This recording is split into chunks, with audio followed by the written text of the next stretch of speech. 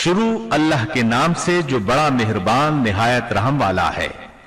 آئیے اب شروع کرتے ہیں زکریہ اور یحییٰ علیہم السلام کے واقعات۔ دن گزرتے گئے، ابراہیم اور یعقوب علیہم السلام کی نسل سے کچھ نیک لوگ پیدا ہوئے۔ ان کو آل عمران کے نام سے یاد کیا جاتا ہے۔ اللہ تعالیٰ سورہ آل عمران آیت 33 اور 34 میں فرماتے ہیں، اللہ نے آدم اور نوح اور خاندان ابراہیم اور خاندان عمران کو تمام جہان کے لوگوں میں سے منتخب فرمایا تھا۔ ان میں سے بعض کی اولاد تھے، اور اللہ سننے والا ہے، جاننے والا ہے۔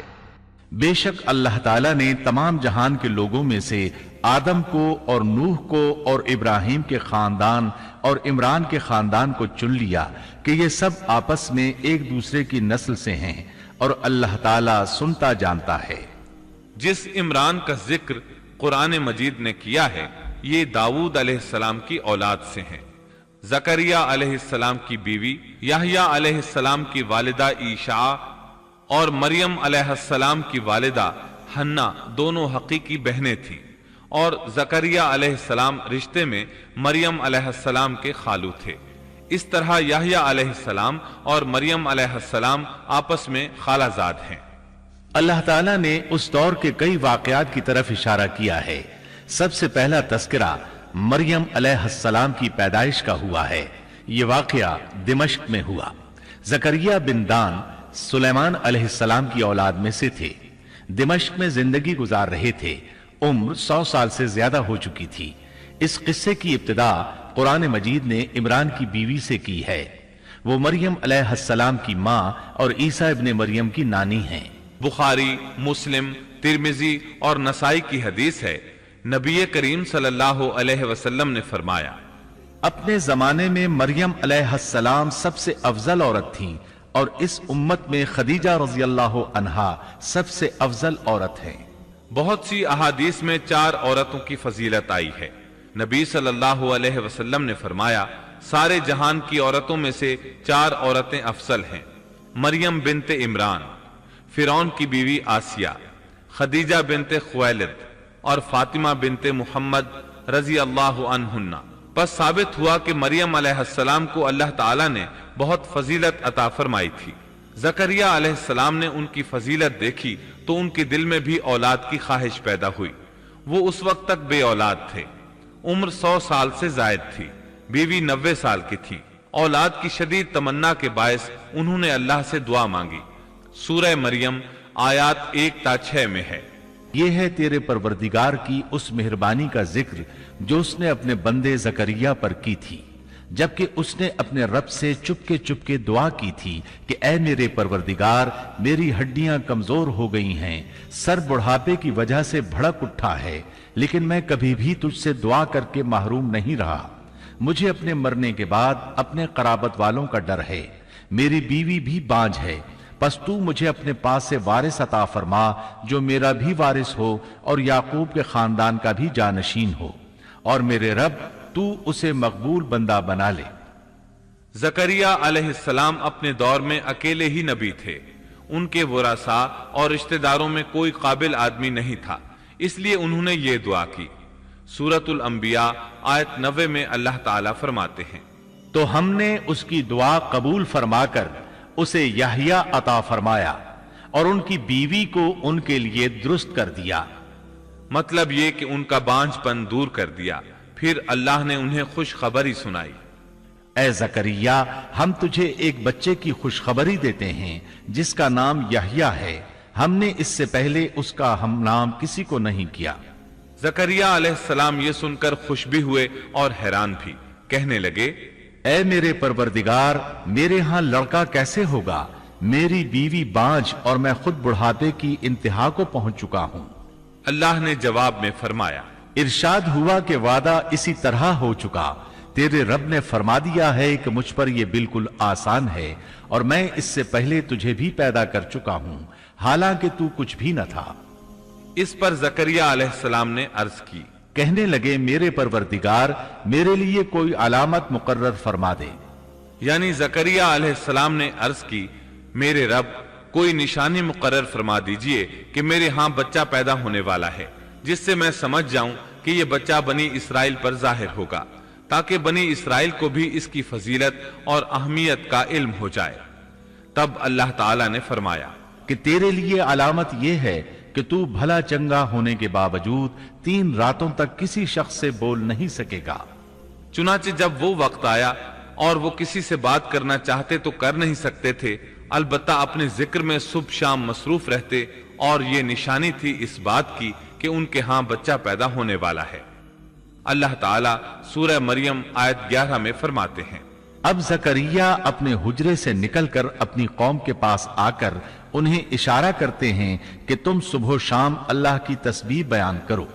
اللہ تعالیٰ سورہ آل عمران آیت 39 میں فرماتے ہیں، چنانچہ وہ ابھی عبادت گاہ میں کھڑے نماز ہی پڑھ رہے تھے کہ فرشتوں نے آواز دی کہ زکریا، اللہ تمہیں یحییٰ کی بشارت دیتا ہے، جو کلمت اللہ یعنی عیسیٰ کی تصدیق کریں گے اور سردار ہوں گے اور عورتوں سے رغبت نہ رکھنے والے اور ایک پیغمبر یعنی نیکوکاروں میں ہوں گے۔ بس فرشتوں نے اسے آواز دی جبکہ وہ حجرے میں کھڑے نماز پڑھ رہے تھے کہ اللہ تعالیٰ تجھے یحییٰ کی یقینی خوشخبری دیتا ہے، جو اللہ تعالیٰ کے کلمے کی تصدیق کرنے والا سردار، ضابط نفس اور نبی ہے نیک لوگوں میں سے۔ انسان کتنے ہی بلند و بالا مقام پر پہنچ جائے اور اللہ تعالیٰ کے ساتھ اسے زیادہ سے زیادہ قرب حاصل ہو جائے، تب بھی وہ اللہ کا بندہ ہی رہتا ہے، اور کسی بھی بلندی پر پہنچ کر وہ اللہ یا اللہ کا بیٹا نہیں ہو سکتا، اللہ کا شریک نہیں ہو سکتا۔ اللہ جل شانہ کی ذات پاک وحدہ لا شریک ہے اور باپ بیٹے کی نسبتوں سے پاک ہے، لہذا انسان کی سب سے بڑی گمراہی یہ ہے کہ وہ جب کسی برگزیدہ انسان سے ایسے امور صادر ہوتے دیکھتا ہے جو عقل میں نہیں آتے تو رعب یا عقیدت کی بنا پر پکار اٹھتا ہے کہ یہ ہستی تو خود اللہ ہے جو انسانی شکل میں آئی ہے، یا اس کا بیٹا ہے، یا اللہ تعالیٰ کی شریک ہے۔ وہ یہ نہیں سوچتا کہ بلا شبہ ان واقعات کا جاری ہونا اللہ کی طاقت کے ذریعے ہے، جو بطور نشان اس برگزیدہ انسان کے ہاتھوں جاری ہوئے۔ اس کے باوجود یہ نہ اللہ ہے نہ اللہ کا بیٹا، بلکہ اس کا ایک پسندیدہ بندہ ہے، اور یہ امور اللہ تعالیٰ کے خاص قوانین کے تحت صرف اس کی تائید اور اس کی صداقت کے لیے ظاہر ہوتے ہیں، ورنہ وہ بھی اللہ تعالیٰ کے آگے اسی طرح مجبور ہے جس طرح دوسری مخلوق۔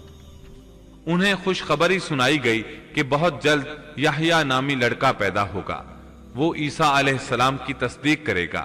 یہاں کلمت اللہ سے مراد عیسیٰ علیہ السلام ہیں۔ اس طرح زکریہ علیہ السلام کے ہاں چاند جیسا بیٹا پیدا ہو گیا۔ یہ جو ہی بڑے ہوئے، ان کے پاس اللہ تعالیٰ کا پہلا حکم پہنچا، اے یحییٰ، میری کتاب کو مضبوطی سے تھام لے، اور ہم نے اسے لڑکپن ہی میں دانائی عطا فرما دی۔ اللہ تعالیٰ نے آپ کو 9 عمری ہی میں حکمت اور دانائی عطا فرما دی۔ تفاسیر میں ہے کہ بچوں نے یحییٰ علیہ السلام سے کہا، آؤ کھیلیں۔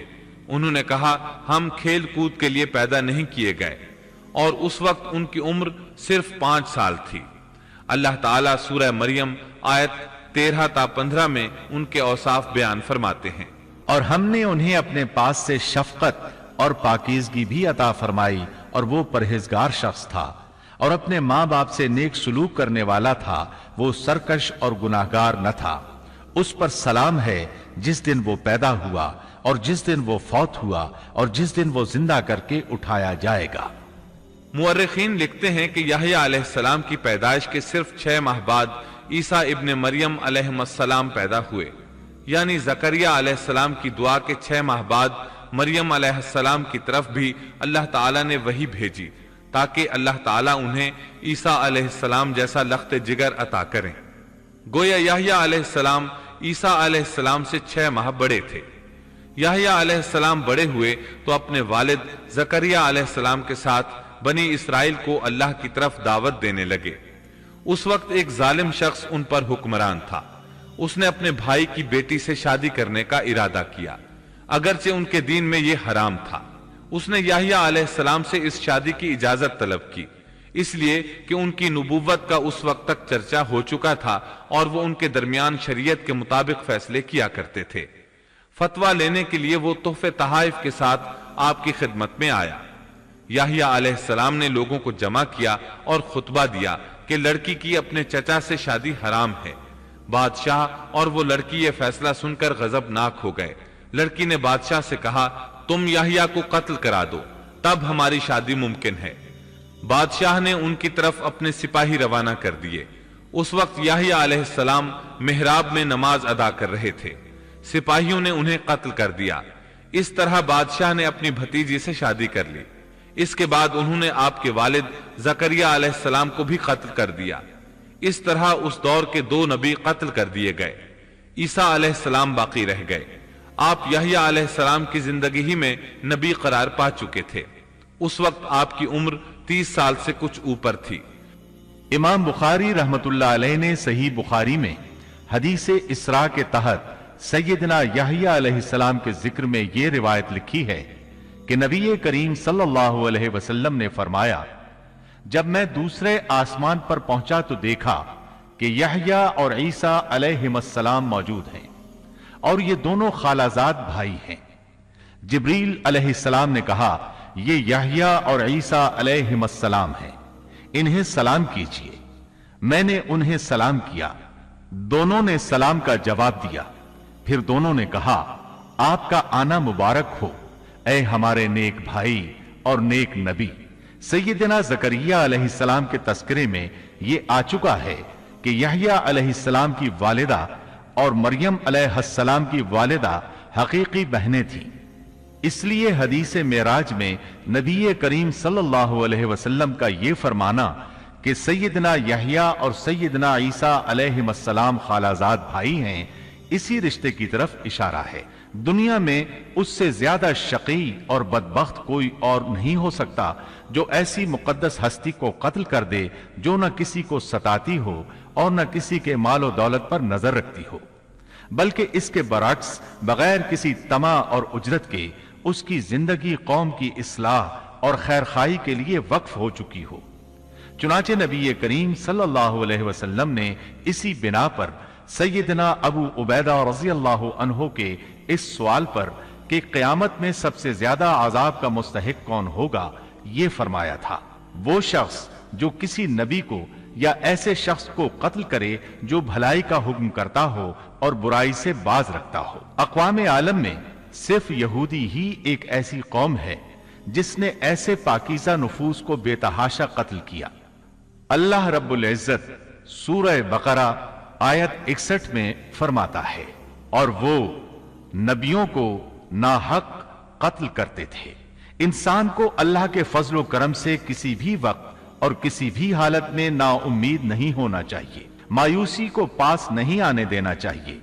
کبھی ایسا بھی ہوتا ہے کہ انسان پورے خلوص اور پوری دل جمعی کے ساتھ دعائیں کرتا ہے اور مسلسل کرتا رہتا ہے، لیکن اس کے باوجود بھی مقصد حاصل نہیں ہوتا۔ لیکن اس کا یہ مطلب ہرگز نہیں کہ اللہ دعائیں سن نہیں رہا یا قبول نہیں کر رہا۔ اس قسم کی مایوسی اور خیالات کو کفر قرار دیا گیا ہے۔ اللہ تعالیٰ نے گزشتہ قوموں کے سنگین حالات بیان کیے ہیں۔ ان قوموں کی جان و مال میں ایسے حادثات اور پے در پے ایسی مصیبتیں پیش آئیں کہ اہل ایمان اور ان کے نبی پکار اٹھے، اللہ کی مدد کب آئے گی؟ ایسی سخت گھڑیاں خوشیوں کا پیش خیمہ ہوا کرتی ہیں اور مصیبتوں کا دور ختم ہو جاتا ہے۔ جو لوگ اللہ کی قضاء و قدر پر بھروسہ رکھتے ہیں وہ ایسے لمحات میں مصیبتوں کی دلدل سے نکل جاتے ہیں اور انہیں اللہ تعالیٰ کی طرف سے ایک نئی زندگی عطا کی جاتی ہے۔ سیدنا زکریا علیہ السلام زندگی بھر نبوت کے وارث کے لیے بے چین رہے، لیکن اللہ تعالیٰ سے یہی حسن ظن رکھا کہ اے پروردگار، میں آپ سے مانگ کر کبھی بے مراد نہیں رہا۔ سیدنا زکریا علیہ السلام کی عمر کی آخری منزل آ چکی تھی اور آپ کی بیوی صاحبہ بانجھ تھی۔ ساری زندگی گود اولاد سے خالی رہی تھی، لیکن مریم علیہ السلام کے حجرے میں کرامت کا ظہور دیکھ کر آپ کا ذہن اچانک اس طرف منتقل ہوا کہ جو اللہ تعالیٰ اس بات پر قادر ہے کہ ظاہری اسباب کے بغیر ہر روز تر و تازہ پھل حجرے میں پہنچا سکتا ہے، وہ یقیناً اس پر بھی قادر ہے کہ میری اس آخری عمر میں مجھے اولاد کی نعمت عطا کر دے۔ حقیقت یہ ہے کہ دعا کرنے والے کی نظر اس عالم اسباب میں بھی اسباب اور وسائل سے کہیں زیادہ مسبب الاسباب پر ہو تو وہ قبولیت کا دروازہ فوراً کھل جاتا ہے۔ سیدنا زکریا علیہ السلام کو دوسرے ہی لمحے ایک عظیم فرزند کی بشارت دے دی گئی۔ اولاد کی خواہش ایک فطری خواہش ہے، اور یہ خواہش قناعت اور زہد کے خلاف بھی قطعاً نہیں۔ قرآن کریم نے انبیاء کی زبان سے اس قسم کی دعائیں اور پکار ذکر کر کے یہ حقیقت واضح کر دی کہ انبیاء اور رسل جو زہد اور قناعت کے مینار ہوتے ہیں اس دواجی زندگی سے بری نہیں ہیں۔ اسلام میں اولاد کی خواہش کو فطری خواہش قرار دیا گیا ہے، تاہم یہ نکتہ بھی ذہن میں رہنا چاہیے کہ سیدنا زکریا علیہ السلام صرف اولاد ہی نہیں چاہتے تھے، صالح اولاد چاہتے تھے تاکہ وہ ان کے بعد دعوت کا کام جاری رکھے۔ اس لیے آپ نے اپنی دعاؤں کو پاکیزہ اور نیک اولاد کے الفاظ کے ساتھ خاص کیا۔ سورہ آل عمران آیت 38 میں ہے، اسی جگہ زکریا علیہ السلام نے اپنے پروردگار سے دعا کی، کہا کہ اے میرے پروردگار مجھے اپنے پاس سے پاکیزہ اولاد عطا فرما، بے شک تو دعا کا سننے والا ہے۔